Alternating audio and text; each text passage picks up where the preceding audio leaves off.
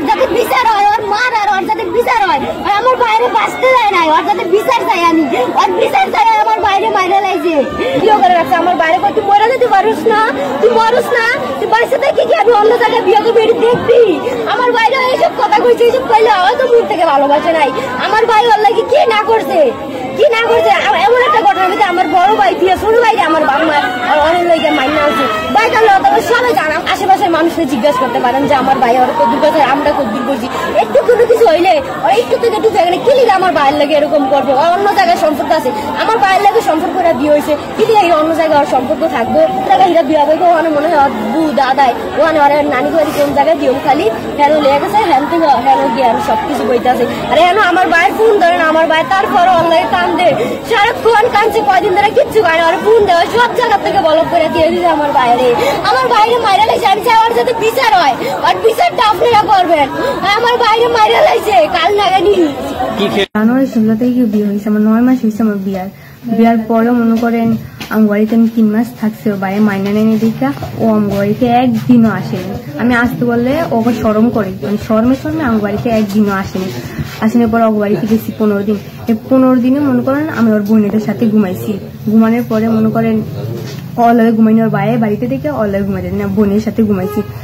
তারপরে এরপরে আঙ্গুবাড়িতে আইসি, আনার পরে আমি আইতে করি, তাও ওরা আসে না, আমার ভালো লাগে না, সরম, তাই জন্য ওরা আসে না, শরমে আঙ্গুবাড়িতে আসে না।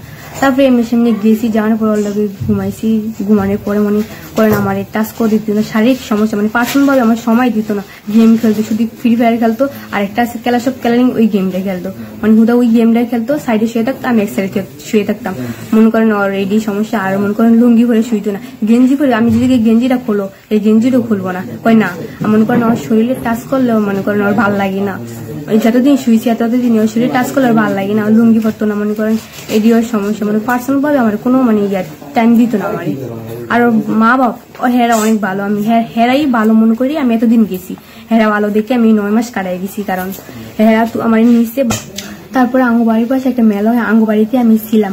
অগবাড়িতে থাকলে আমি অগ ফ্যামিলি হিসাবে আমি যাইতাম, কিন্তু আঙ্গুবাড়িতে আমি ছিলাম। তারপরে মনে করেন আঙ্গুবাড়ির ফ্যামিলি হিসাবে আমি গেছি, বোরকা বেড়ে গেছি। মেলা যাইনি, তখন যাওয়ার আগেই বলছে তোর 3 তালাক দিম, তোর ডিভোর্স দিম, তুই কি ছাড়বি, আমি তোরই ছাড়বো, আল্লাহর কসম তোরে ছাড়বো, মানে এইসব কথা অনেক কথা কইছে। তারপরে মেলাত গেছি, বোরকা বেরিয়ে গেছি। তারপর তুই মেলাত গেছিস না, আল্লাহর কসম তোর আমি 3 তালাক দিম, তোর এখন তালাক দিম, তোর মায়ের সামনে লো, তোর আঙ্গুবাড়ির সামনে সবার সামনে লো, আমি তোর তালাক দিম, এখন তালাক দিম। এইসব কথা কইছে আমার, মানে মেলার যাওয়ার 1 মাস আগে এইসব কথা আমার বলছে। তারপর আমি আর কি 9 মাস দিনকাল এমনি গেছি, আঙ্গুবাড়িতে 3 মাস থাকছি, অগবাড়িতে থাকছি, মানে এমনি সামনে আমার ওর বইনে গুলোই থাকছি, এমনি সামনে ওই আঙ্গুবাড়িতে মনে করেন আসেনি। মনে করেন রাস্তা থেকে দিয়ে যাইতে 2 দিন, মানে এই আওয়ানের পরে মানে ওর কথা বলতে ভালো লাগে না, আমি ফোন টোন দিতে পারবো না, আমার ভালো লাগে না কথা বলতে। এরপর আমিও ফোন দিতাম না বেশি, এখন আমিও দিইনি, ওও দেন কোনো ফোন টোন বেশি কথাবার্তা, আমার কথা বলতে ভালো লাগে না, ফোন টোন দিতাম না। মনে করেন গেম খেলে, ওই গেমে মনে করেন সারাদিন গেম আমার সামনে, সারাদিন গেম খেলে, মনে করেন গেমে জিত বাড়লে ওর কপাল ওই নিজেই কুড়ায়, ওর কপাল ওই মনে করেন ওর শারীরিক সমস্যা আছে এমনিও, আবার মনে করেন পার্সোনাল সমস্যা ওর আছে। ওর ডাক্তার দেখাইতে কই মনে করেন ওর ডাক্তার দেখাইব না, ওর মায়ের ডাক্তার দেখার কথা কয়ে নিছে। ওর মায়ে তো নিব যে তুই কি ডাক্তার কাছে যাবি না, তুই বউ থাকবো না, তুই চালু ডাক্তার কাছে লো, মানে ওই মনে করেন হেও মনে করেন ডাক্তার কাছে যায়নি, যাইবো যায় আর না। এলি আমার নিজের ইচ্ছা আমি ডিভোর্স দিয়েছি, আমি কারো কথাই ডিভোর্স দিইনি, কারণ আমি তোর মরতো কিনে কিছু করিনি, এখন আর মরে গেছি কি আমার কোনো দায়ী নেই, আমার নিজের ইচ্ছা আমি নিজে ডিভোর্স দিচ্ছি, আমি করার কিছু না।